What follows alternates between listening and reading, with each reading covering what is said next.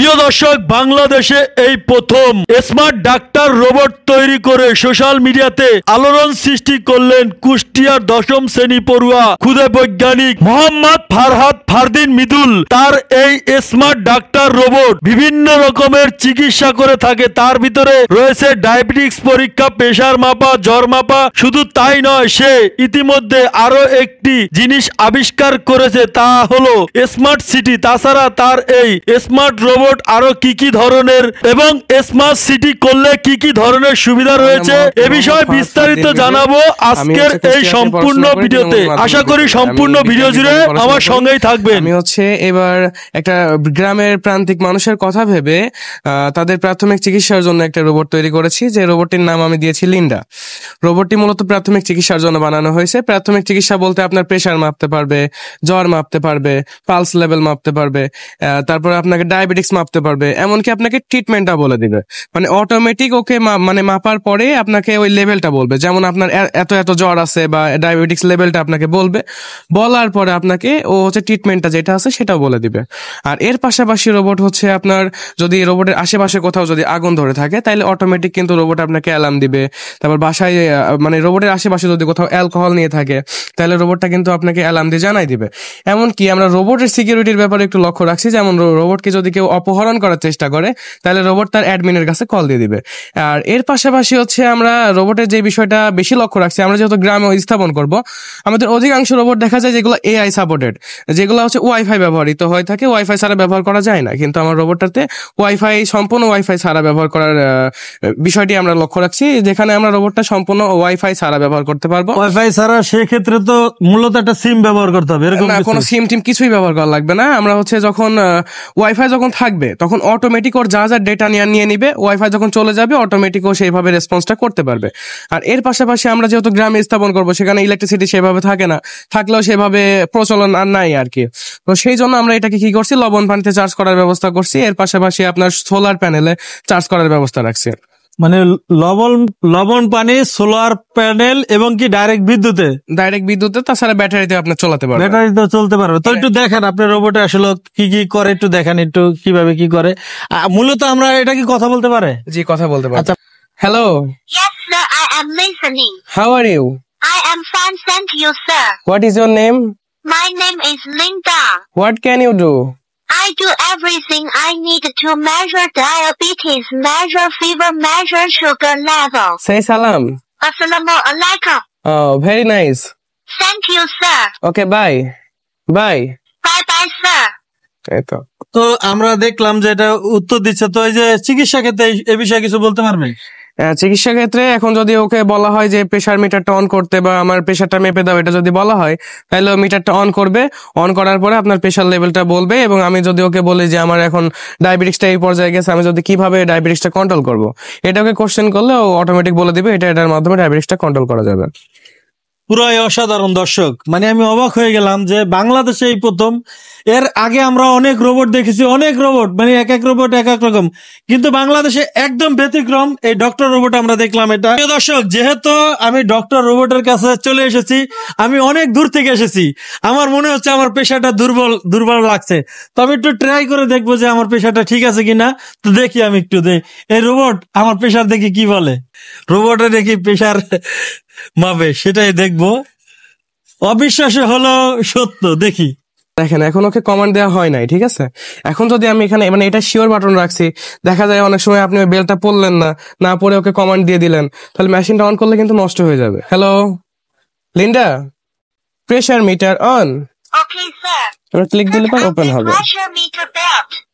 এবার যদি আপনি কিছুক্ষণ এভাবে থাকেন, তাহলে পর ও আপনার প্রেসারটা মাপবে।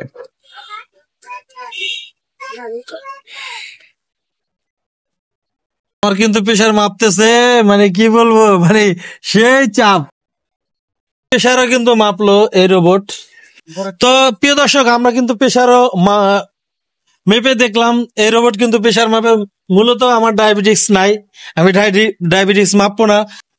সামনে আসলে হ্যান্ডশেক করার জন্য হাত বাড়াই দেবে, এই যে সামনে আসলেই কিন্তু হ্যান্ডশেক করার জন্য হাত বাড়িয়ে দেয়।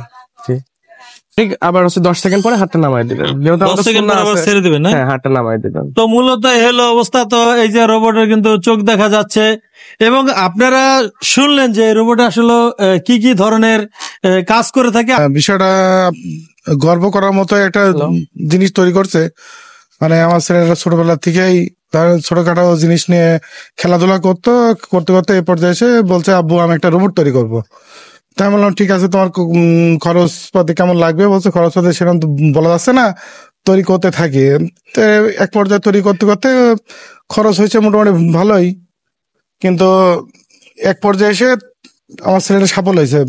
সফল হওয়ার পরে নিজেকে অনেকে ভালো লাগছে যে আমার ছেলে একটা জিনিস আবদার করেছে, আমি দিতে পেরেছি, জিনিসটা সার্থক হয়েছে। ওকে আমি ছোটবেলার থেকেই, ওর কোনো বন্ধু বান্ধব নাই, ওই খেলাধুলার মধ্যে ওর বন্ধু ওর দাদি আর ওর মা। ভবিষ্যৎ স্বপ্ন দেখি যে যদি বাস্তবায়নে সরকার কিংবা কোনো প্রতিষ্ঠান, কোনো এনজিও যদি ও সাহায্যের দিকে হাত বাড়ায়, আমি আমার ছেলেকে প্রস্তুত দিতে আমি সংকোচ করবো না। যে আমার ছেলে যদি পুনরায় আরো বড় কিছু করতে চায়, আমি ওকে বাধা দিব না। ও যেটা করতে সেটা আমি করতে দেবো। আমি সামান্য একজন প্রাইভেট ফার্মে চাকরি করি, কিন্তু আমার ছেলের দিক থেকে অবগত আছি। আমার ছেলে যেটা করতে হবে আমি করার চেষ্টা করব। আমাদের অনুভূতি অনেক ভালো, আমরা অনেক খুশি। ওর প্রথমত রোবট তৈরি করতে যখন চেয়েছিল, আমরা বললাম তুমি কি পারবা? বলছে হ্যাঁ ইনশাল্লাহ পারবো। তারপরে টুকটাক করে যখন আগাই, তখন দেখছি না আমার ছেলে সফলতার দিকে এগিয়ে যাচ্ছে। তা এখন ডক্টর রোবট বানানোর পরে পাড়া প্রতিবেশী অনেকে আসছে প্রেশার মাপতে, ডায়াবেটিস পরীক্ষা করতে। এইভাবে অনেকে আসে, সবাই মাপে দোয়া করে, আমাদের খুব ভালো লাগে। তখন অনেক ভালো লাগে, সবাই দেখতে আসে, দোয়া করে, প্রশংসা করে। আমরা ওর জন্য দোয়া করি যেন এই রোবটের মাধ্যমে পরিচিত হয়, ওর ভিতরকার প্রতিভা যেন সরকার জায়গায় তুলতে পারে, এরকম কিছু আমাদের আশা। দর্শক, মূলত এই যে উনি দেখাচ্ছে যে যদি আপনার বাড়িতে আগুন লাগে কিংবা কোনো ধরনের দুর্ঘটনা ঘটে, অনেক সময় আমরা সিলিন্ডার গ্যাস ব্যবহার করে থাকি, সেক্ষেত্রে সেই জন্য এই রোবট আসলে সাইলেন্ট দেবে কিনা এবং তা থেকে আমাদের কি সতর্ক দেবে সেটা আমরা আসলে দেখবো। কি করবে এটা? এটা হচ্ছে অ্যালার্ম দিবে, আপনাকে অ্যালার্ম দিয়ে আশেপাশের মানুষকে সতর্ক করে দিবে। একটু দেখি কিভাবে। আমি এখানে আগুন ধরা মাত্র এখানে হচ্ছে অ্যালার্ম দিচ্ছে। দেখতে পাচ্ছেন তো, মূলত দূরের থেকে কিন্তু আগুনটা ধরা হয়েছে। আশেপাশে যদি শুধু কি আগুন না, আরো যদি কোনো ধরনের ধোঁয়ামো আসে, সেক্ষেত্রে কি কাজ করবে? হ্যাঁ, ধোঁয়া আসলে ও হচ্ছে অ্যালার্ম দিবে। আপনি একটু দিয়ে দেখতে পারেন। আমি একটু দিয়ে দেখি আগুনটা দিয়ে, দেখলেন অ্যালার্ম দিয়ে সবাইকে সতর্ক করে দিবে, সতর্ক করবে। পুরাই ব্যতিক্রম বাংলাদেশের ভিতরে, আমি মনে করি এটা একদম ব্যতিক্রম। এটা তৈরি করতে প্রায় 45 দিনের মতো সময় লাগছে আমার পুরোপুরিটা তৈরি করতে। আর খরচ হচ্ছে 20,000 টাকা মতো খরচ হবে, কিন্তু আমরা প্রথমবার বানাইছি 30,000 টাকা মতো এই জন্য খরচ হয়েছে। অনেক কিছু নষ্ট হয়ে গেছে বা অনেক তৈরি করার পরেও অনেক সময় দেখা যাচ্ছে ওইটা সেভাবে কাজ করে নাই, সেক্ষেত্রে 30,000 টাকার মতো খরচ হয়েছে। আচ্ছা, এটা হচ্ছে একটা স্মার্ট সিটি আমরা প্রকল্প করছি, যে এই সিটিটা যদি আমরা বাস্তবায়ন করি ভবিষ্যতে, তাইলে আমাদের অনেক উপকার, আমরা অনেক উপকৃত হতে পারবো। যদি কোথাও ভূমিকম্প হয়, ভূমিকম্প হলে যখন ওইটা নড়বে তখন এখানে অ্যালার্ম দিবে, ঠিক আছে।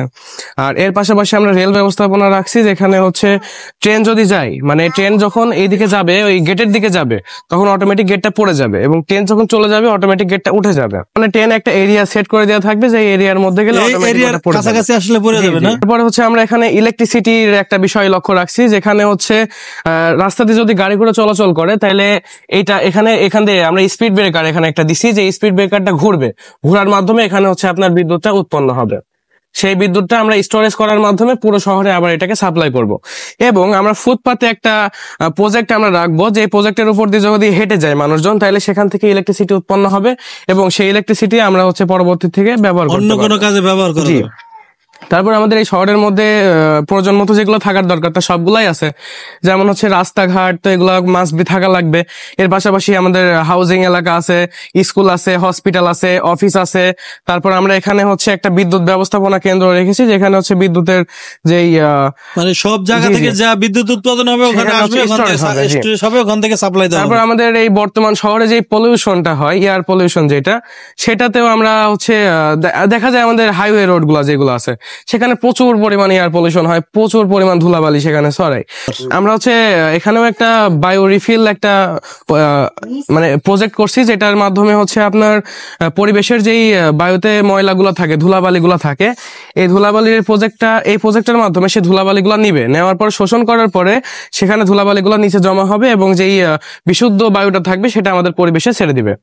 আর এর পাশাপাশি আমরা যে ব্যবস্থাপনার লক্ষ্য রাখছি সেটা হচ্ছে আমাদের অফিসের সিকিউরিটি। অনেক সময় দেখা যায় আমাদের অফিসে অনেক অনুপ্রবেশ করে থাকে অনেকে, মানে যেই প্রাইভেট অফিসগুলো যেগুলো থাকে ওগুলোকে অনুপ্রবেশ যাতে করতে না পারে, সেই জন্য আমরা এখানে লেজার সিকিউরিটির একটা ব্যবস্থা রাখছি, যেখানে হচ্ছে যদি কেউ অনুপ্রবেশ করার চেষ্টা করে তাহলে অটোমেটিক লেজার সিকিউরিটির মাধ্যমে অ্যালার্ম দিবে এবং শহরের মানুষকে জানাই দিবে। তারপর আমাদের বাসা বাড়িতে ব্যবহারের জন্য আমরা একটা ছোট্ট প্রজেক্ট করছি, যেটা হচ্ছে আপনার বাসায় যদি কোথাও বৃষ্টি হয়ে থাকে, দেখা যায় আমরা অনেক সময় ছাদে কাপড় চোপড় রেখে কোথাও চলে যাই, অথবা হচ্ছে দেখা যায় অনেক সময় ঘুমাই যায়, তো সেই ক্ষেত্রে কি হয়, বৃষ্টি আসে ছাদের কাপড় চোপড় গুলো সব ভিজে যায়। তো এমতো অবস্থায় আমি যে প্রজেক্টটা করছি, এখানে যদি বৃষ্টির পানি পড়ে তাহলে অটোমেটিক হচ্ছে আপনার এই প্রজেক্টের মাধ্যমে অটোমেটিক কাপড়গুলা যেখানে শুকনা স্থানটা সেখানে চলে যাবে এবং কাপড়গুলা ভিজবে না। তারপর আমরা এখানে হচ্ছে ভূমিকম্পের অ্যালার্ম রাখছি, যেখানে আমাদের শহরটাকে যদি কোনোভাবে আমরা নড়াই তাহলে পরে এখানে ভূমিকম্প হলে পারে এখানে অ্যালার্মটা দিবে এবং আমাদের সকলকে সতর্ক করে দিবে। তো প্রিয় দর্শক, আপনাদেরকে আসলে দেখালাম যে এই যে ডক্টর রোবট, তাছাড়া কিন্তু এখানে কিন্তু একটা স্মার্ট সিটি করা হয়েছে, সেটাও আপনাদেরকে দেখালাম। আসলে মূলত আমি গ্রামের প্রান্তিক মানুষের কথা ভেবে যেহেতু রোবটটা তৈরি করছি, তো তারা যাতে ব্যবহার করতে পারে, তাদের ব্যবহার উপযোগী আমি পুরোপুরি ভাবে করতে চাই। মানে আমার এই রোবটটা আমি এখনো বলতে পারছি না যে পুরোপুরি ভাবে কমপ্লিট হয়েছে, কারণ এখনো রোবটটা কিন্তু আপনার হাতে বেল্ট পরাতে পারছে না। আপনি নিজে বেল্টে পরে নিচ্ছেন, তারপরে রোবটকে কমান্ড দেওয়ার মাধ্যমে রোবট আপনাকে মেপে ট্রিটমেন্টটা দিচ্ছে। কিন্তু আমি চাই যে রোবটটা আপনার হাতে বেল্ট পরাই দিবে, এইভাবে রোবটটাকে পরিপূর্ণভাবে রূপ দিতে চাচ্ছে। যে জন্য আমি সরকার অথবা যেসব এনজিও গুলো আছে যারা এগুলো নিয়ে কাজ করে, তারা যদি আমাদের সহযোগিতা করে তাহলে আমি রোবটটাকে পরিপূর্ণভাবে রূপ দিতে পারবো। আর যারা ভিডিও দেখছেন তাদেরকে বলবো আমার জন্য সবসময় দোয়া করবেন, আমি যেন এগুলো নিয়ে আরো ভবিষ্যতে আরো নতুন নতুন প্রজেক্ট তৈরি করতে পারি এবং দেশের স্বার্থে ব্যবহার করতে পারি। এটাই। তো প্রিয় দর্শক, যে যেখান থেকে দেখছেন, আপনারা দেখলেন ডক্টর রোবট এবং স্মার্ট সিটি এটা তৈরি করলেনি। তো এটা দেখার পরে আপনাদের মতামত অবশ্যই কমেন্ট বক্সে লিখবেন। আরেকটি বিষয়, আপনারা এই ভিডিওটি বেশি বেশি করে শেয়ার করে দেবেন। তো সবাই ভালো থাকবেন, সুস্থ থাকবেন, শুদ্ধ থাকবেন। আসসালামু আলাইকুম ওয়া রাহমাতুল্লাহি ওয়া বারাকাতুহু।